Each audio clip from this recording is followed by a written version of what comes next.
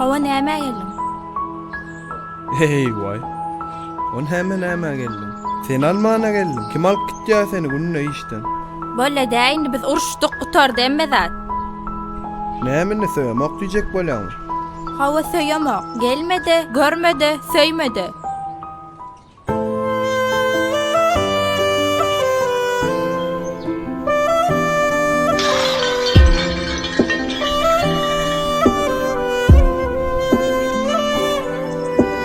Gelmediysem gel, meni söýmediysem söý.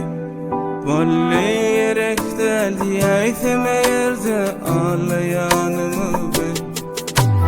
Gelmediysem gel, meni söýmediysem söý. Vallahi yerek deldi aýsam eýerde alaýanymy bil. Sevişmemeden anfak dedim, yarışmamadan anfak bolsun gülüm. Görüşmede tayyar yüreğim, sonuna bak bolsun gülüm. Sevişmemeden anfak dedim, yarışmamadan anfak bolsun gülüm. Görüşmede tayyar yüreğim, sonuna bak bolsun gülüm. Gelmediysem gel, meni söýmediysem söý. Vallahi yerek deldi aýsam eýerde alaýanymy bil. Gelmediysem gel, meni söýmediysem söý. Vallahi yerek deldi aýsam eýerde alaýanymy bil.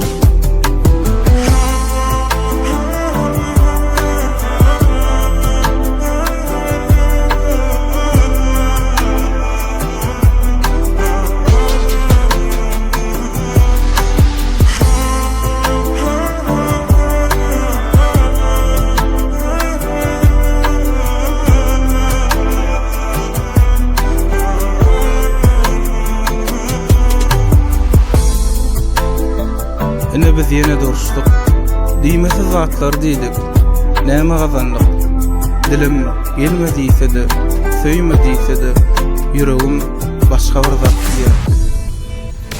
Gelmediysem gel,